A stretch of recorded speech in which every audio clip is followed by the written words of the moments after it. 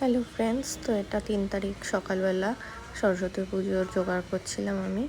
তো এখানে প্রথমে যে ঘটের মধ্যে স্বস্তি এঁকে নিয়ে ঘরটাকে বসিয়ে দেবো, মানে বসানোই ছিল, একটু রেডি করে ঠিক করে বসাচ্ছিলাম। তারপরে এই যে দেখো চাঁদমালাটাও সেট করে দিচ্ছি। তারপরে কুল খুঁজছিলাম, আমি পাচ্ছিলাম না, যেটা দোয়াতে দিতে হয়। তারপরে এই যে মা এদিকে ময়দাটা মাখছে আর আমি এখানে ফল টল কাটছি, যেহেতু ঠাকুরকে লুচিও করে দেবো ভেবেছিলাম, লুচি আর সুজি। তো দেখো আমার ফল কাটা অলমোস্ট প্রায় হয়ে গেছে। তো আমি ফল টল কেটে ঠাকুরকে সব কিছু নৈবেদ্য টবিদ্য দিয়ে সাজিয়ে ধূপ ধুনো জ্বালিয়ে দিচ্ছিলাম। তারপরে যাবো ওইদিকে লুচি করতে, কারণ ঠাকুরমশাই চলে আসবে।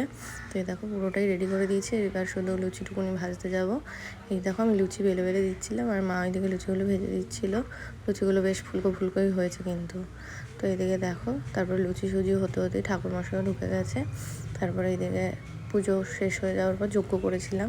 তো এই দেখো যজ্ঞ শুরু হয়ে গেছে, মা ও যজ্ঞের তাপা অনেক দূর উঠেছিল, তোমরা দেখতেই পাচ্ছ। যজ্ঞটা খুব সুন্দর হয়েছিল।